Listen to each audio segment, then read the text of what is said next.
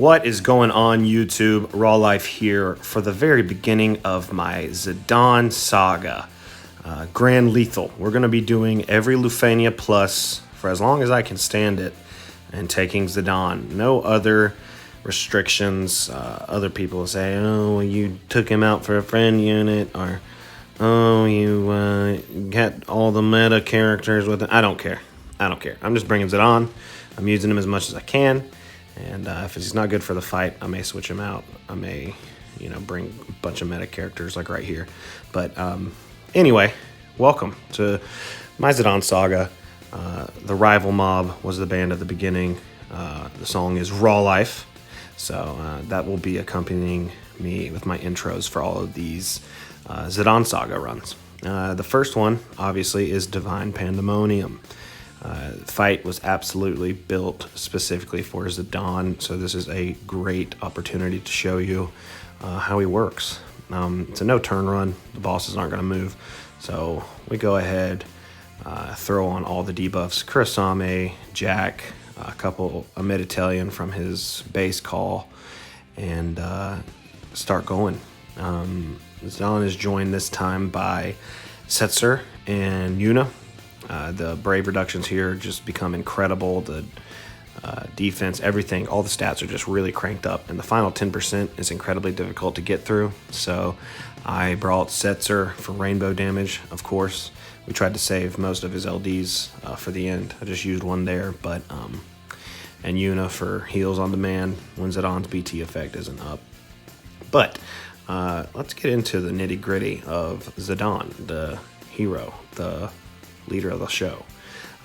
I did green him as soon as I could, so he now has a BT finisher, as you see there. First off, he's got 3 pages of skills, which is incredibly annoying. I do not like that, but if you got a BT plus or green BT plus, you're going to have 3 skills now, because the burst finisher, as you see, Grand Lethal, it takes up another spot. So basically that gives you access to his burst effect twice. You use the burst finisher, it will perform the finishing burst move and give him the BT effect for 10 turns. So we went ahead and popped it here early just because this fight is kind of built for him, like I said, and we're not really going to be struggling. We're just going to plow through this guy. So I just wanted to see how it works.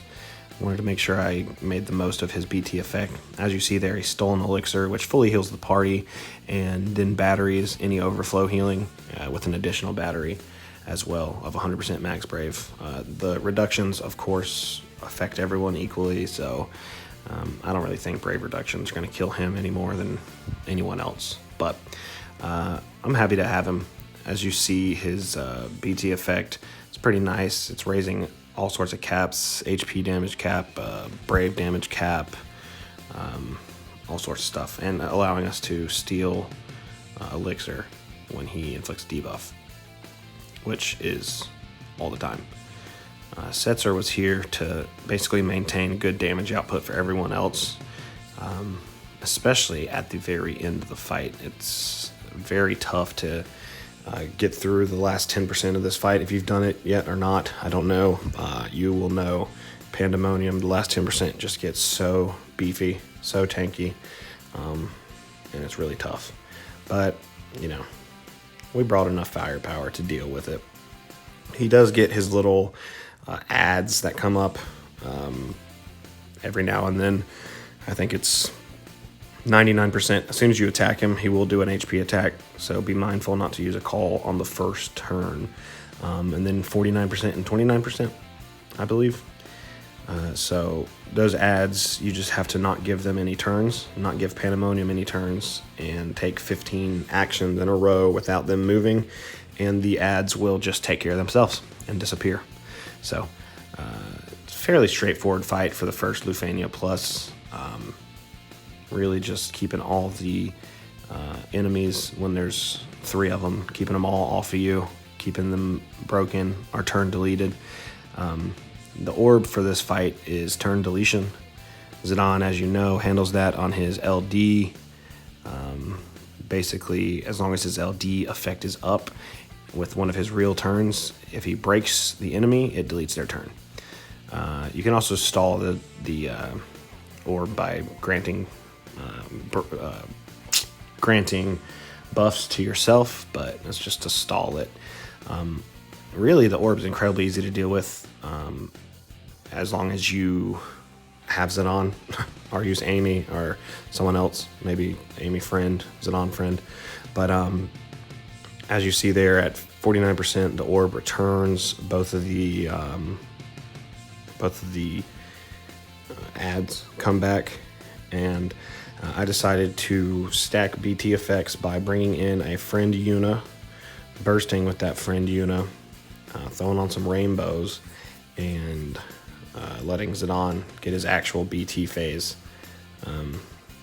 in with the BT effect from Yuna still up, and pretty good results here for Lufenia Plus.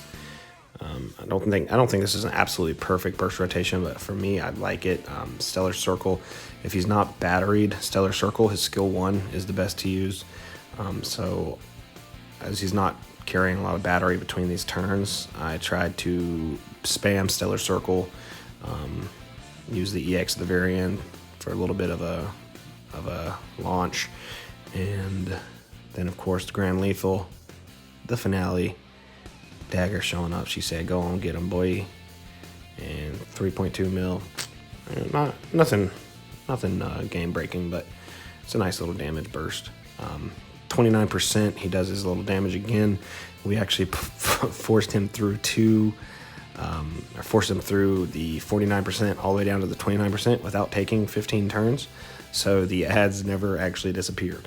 So not really ideal, I'm sure, but like I said, this is the first of the saga. We just wanted to go in here and clean house with Zidane. A little Zidane showcase for you. How about that? They're at 23%. Could have saved this summon for later, honestly, but I just really wanted to get the ads off the screen and kind of LD spam the rest of the fight to get out of here. I tried core with this team on stream when Zidane released, and it would have worked. I was making some pretty stupid decisions, so it didn't work on stream, but I think core is still good for Lufenia Plus, which is good news for core fans. He also works fine with Zidane as far as stealing the breaks that Zidane needs to delete turns. You can just throw core on the other teammate instead of Zidane, so he doesn't attack before Zidane's attacks, and save some of the braves or some of the breaks for him, so he can use his LD buff to delete turns.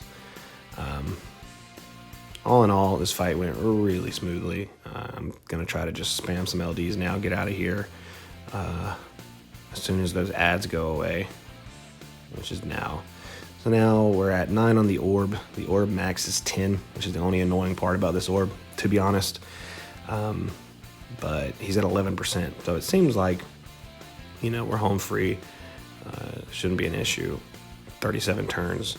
Well, as you're about to see, this guy, if you haven't done this fight yet, the last 10% is tanky. As you see, I'm kind of abusing the rainbow numbers to try to do as much as I possibly can each turn. I saved the LDs for that reason specifically, and it's still a little bit of a slog to get him out of here compared to earlier in the fight. He's still got all his debuffs on, so including all those debuffs, including all the rainbow numbers, everything else, he's just tough. He's real bulky at the end. I guess this is welcome to a new era of the game, Lufenia Plus era.